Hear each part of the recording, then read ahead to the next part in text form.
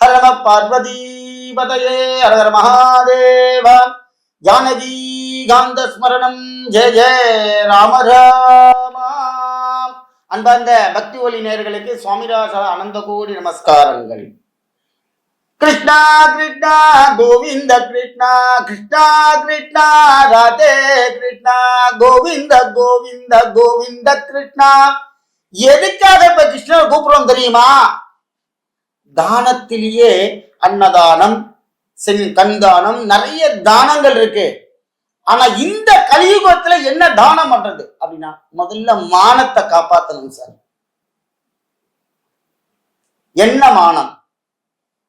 இப்ப அந்த காலத்துல வேஷ்டி கட்டின்னு வந்தா, எல்லாம் பண்ணா, புடவை கட்டிண்டா, பாவாடை சட்டை போட்டுண்டா, எல்லாம் பண்ணிண்டா. இந்த காலத்துல பாதி டாயர், பாதி கை வச்ச பனியன், இதெல்லாம் போட்டுக்கிறோம். அது கலிபுருஷன் கொண்டு கொடுத்துட்டான். அவனை பார்த்தேன்னா மாசம் 3 லட்சம் ரூபாய் சம்பாதிப்பான். அவனால முழுசா ஒரு வேட்டி கட்டிக்க முடியாது. இந்த காலத்துல பசங்களுக்கு வேட்டி இடுப்புலயே நிக்கல. அந்த காலத்துல தாத்தா கட்டிண்டார், வீடு ஃபுல்லா வேட்டியா இருக்கும். எதுக்காக இங்க கொண்டு வரோம் அப்படின்னா, வஸ்திரம், வஸ்திரதானம். இந்த வஸ்திரதானம் தான் சார் இப்ப ரொம்ப முக்கியம். அந்த காலத்துல ஒரு வேட்டி எடுத்தீங்கன்னா 50 ரூபா 100 ரூபா இருக்கும். இந்த காலத்துல 300 ரூபா. ஆனா வேட்டியும் எல்லாம் குவாலிட்டி எல்லாம் உண்டு. இந்த வஸ்திர தானங்கள் பண்ண வேண்டும். என்னென்ன தானங்கள் இந்த மழை காலத்துல பண்ணணும் அப்படின்னு ஏன் இங்க கொண்டு வரேன்னா, கிருஷ்ண பரமாத்மா இருக்கார் பார்த்தீங்களா, திரௌபதிக்கு சபையில அந்த புடவைய உருவும் போது ஒரே வார்த்தை தான் சொன்னா அம்பல். திரௌபதி கிருஷ்ணான்னு கூப்பிட்டா, ஓடோடி வந்தான் கிருஷ்ணன். வஸ்திரத்தை அப்படியே குடிச்சுட்டே இருந்தான். அதுதான் மானம் காக்கப்பட்டது. சரி சுவாமி, அது கதை, எனக்கு என்ன அப்படின்னு கேட்கிறீங்களா? வஸ்திரதானம் பண்ணால் தரித்திரம் போகும். என்ன தரித்திரம் அப்படின்னா, முதல்ல இது சாப்பாடு. முதல்ல சாப்பாடு இல்லைன்னா இந்த பூலோகத்துல நீங்க வாழவே முடியாது. ஒரு தீர்த்தமான சாப்பிடணும், காத்து வழியாவனும் சாப்பிட்டு வாழணும். அது நம்மளால முடியாது.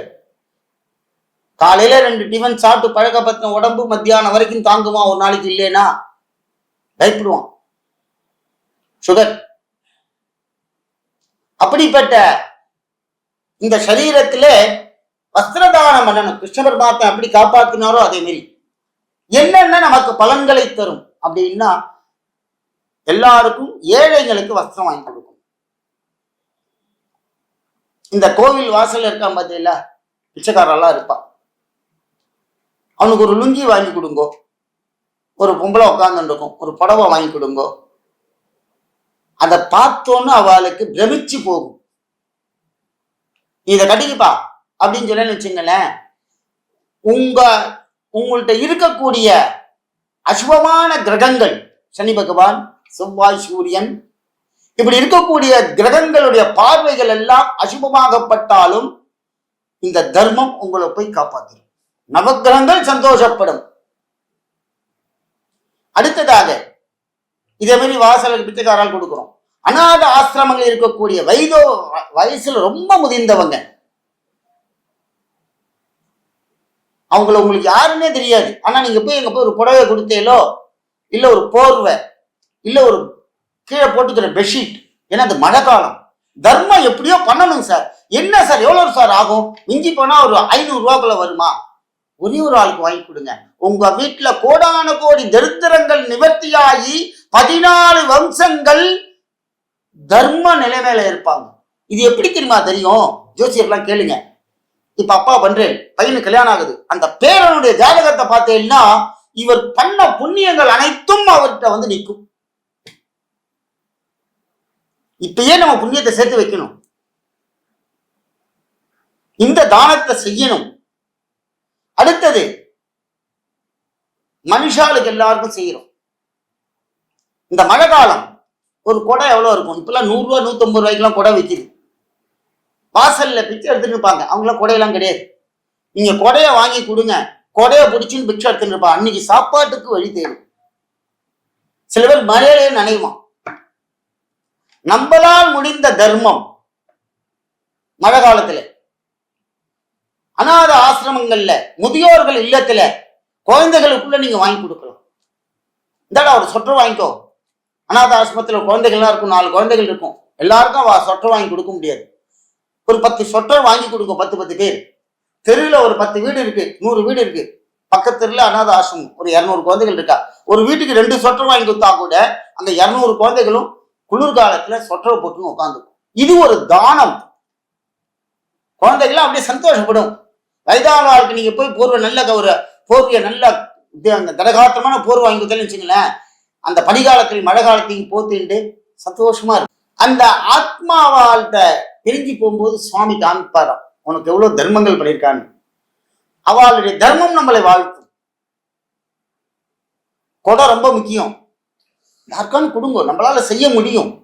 இந்த கலியுகத்துல நிறைய தர்மங்களை பண்ணுங்க, எவ்வளவோ சம்பாதிக்கிறான். ஆனா இந்த மனசு என்ன தெரியுமா, சம்சார சக்கரத்துக்குள்ள போய் பொண்டாட்டிய கேட்கணும், பையனை கேட்கணும், இல்லைன்னா நம்மளுக்கு செய்யக்கூடிய வசதி இல்லாம இருக்கணும், ஏதோ ஒன்று நம்மளை தடுத்து கொண்டே இருக்கும். தர்மத்திற்கு பயப்படாதீர்கள்.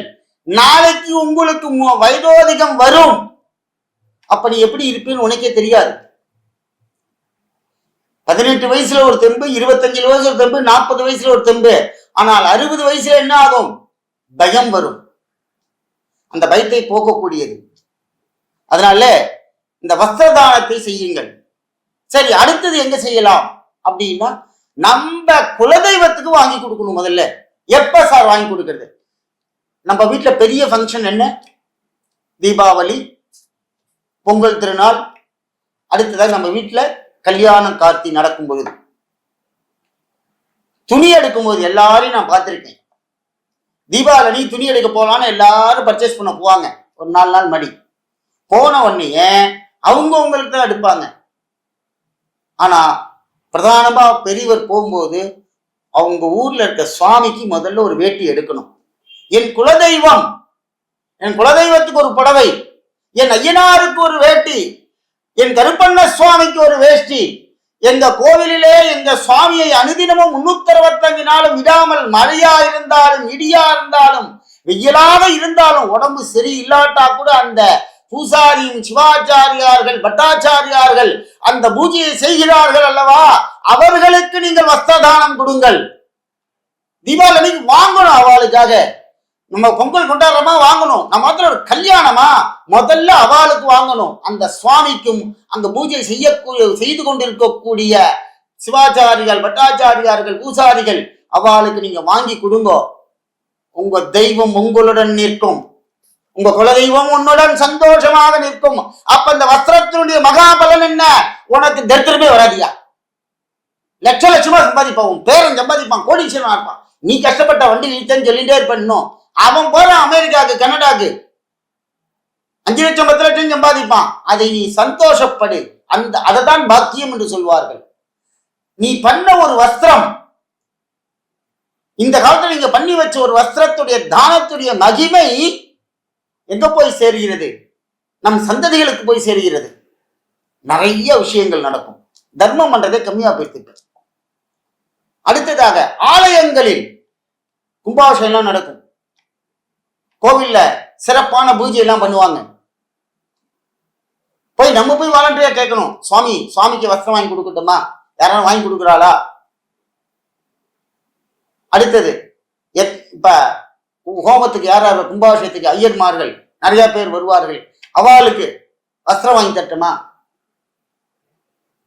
கேட்கணும். அந்த வஸ்திரதானம் பெரிய விஷயம் சார்.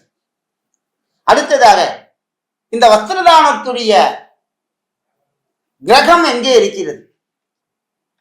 யார் அந்த கிரகம்? சனீஸ்வர பகவான்.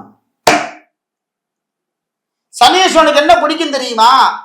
நீ எங்கெங்கெல்லாம் ஏழையா இருக்கானோ அவனுக்கு நீ தானம் கொடுத்துட்டே போகணும். அவனுக்கு வஸ்திரதானம் பிடிக்கும். அவனை நீ யார பிச்சைக்காரனை பாக்குறியோ அவன் தான் உனக்கு சனீஸ்வரன் எழுத்தாப்புல நிற்பான். அவன் வாயிலிருந்தே நல்லது வரும். ஏ மகராசன்டா நீ அப்படின்பான். நீ வாங்கி கொடுக்கும் போது அந்த வாசல்ல பிச்சைக்காரர்கள் இருப்பார்கள். அவற்றெல்லாம் நீங்க சரி, ஒருத்தரை அகோரியா நடந்து போறான் ரோட்ல, அவனை பார்த்தாலே உங்களுக்கு பயம் வரும். வைத்தியம் ஒன்று நடந்து போகும். யாரும் கிட்டக்கு போகுமா? போக முடியாது. அவன் உடைகள் எப்படி இருக்கும்? அந்த இடத்திலே அவன் நீ பழக பழக உன்னை பார்க்க பார்க்க அவன் உன்னை ஒன்றும் செய்ய மாட்டான். அவனுக்கு நீ முதல்ல ஒரு சாப்பாடு வாங்கி தரேன்னு சொல்லி சாப்பிடுவான். 2 நாள் கொடுங்க, 3 நாள் கொடுங்க, உனக்கு அவன் நண்பனாக மாறுவான். இப்படி காமிப்பான், வச்சுக்குது அப்படின்பான். அவன் சொல்லிட்டு போயிடுவான். நீ வாங்கி ஒருத்துக்குலாம் காணப்படுவான். அதே மாதிரி ஆள்களுக்கு நம்ம வாங்கி கொடுத்தால் சனீஸ்வரன் எத்தனை சனி சார் இருக்கும்? ஜென்ம சனி, கண்ட சனி, சப்தம சனி, அர்த்தாட்சம சனி, என்ன எத்தனை சனி பகவான் இருந்தால் என்ன? உங்களை தூக்கி கொண்டாடுவார்கள். சனி பகவான் அனுகிரகம் அப்படியே சிரிச்சுட்டே கொடுப்பார். சனி பகவான் மாதிரி சிரிக்கிற ஒரு தெய்வம் எதுவுமே கிடையாது. அவ்வளவு அழகா சிரிப்பார். அப்படிப்பட்ட இந்த வஸ்திரதானத்திலே சனி பகவான் அவ்வளவு சந்தோஷப்படுறாராம்.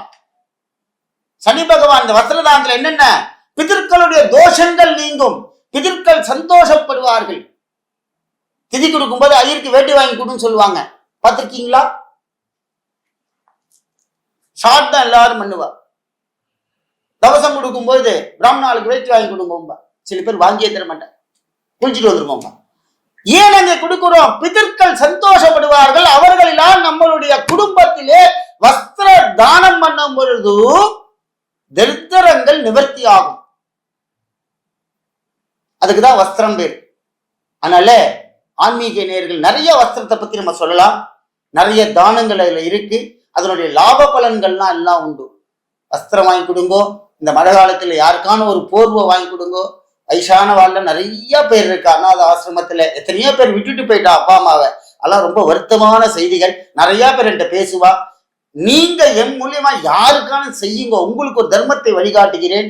ஒரு அனாத ஆசிரமத்துல வயசான பாட்டி தாத்தாக்கெல்லாம் கொடுங்கோ. குழந்தைகளுக்கெல்லாம் வாங்கி கொடுங்க. அநாத குழந்தைகள்லாம் பாவம் ஆசிரமத்துல இருக்கா நிறைய. அந்த குழந்தைகளை எடுத்து நமக்கு ஒரு குழந்தை, நமக்கு நம்ம ஆத்துல 10 பசங்க இருக்காங்க, 4 பசங்க இருந்தாலும் அதுவும் நமக்கு ஒரு குழந்தை. அதுக்கும் போய் கொண்டு கொடுத்து அங்கேயும் அந்த சந்தோஷத்தை உருவாக்குங்கள். அதனால ஆன்மீக நேயர்களே எல்லோரும் வஸ்திரதானம் செய்து மிக சிறப்புடன் இருங்கள். நம்ம வீட்டுக்கு தரித்திரமே தாண்டவமாகக்கூடாது. பிதற்குல தோஷங்கள்லாம் இல்லாம சனி பகவான் ஆனந்த அனுகிரகத்துடன் நமக்கு கல்யாண கோலமாக, கல்யாண சனி பகவானாக, பொங்கு சனி பகவானாக எப்போதுமே நம்மளோட இருந்து அனுகிரகம் செய்வார். ரம பார்வதி பதையே, ஹர ஹர மகாதேவ.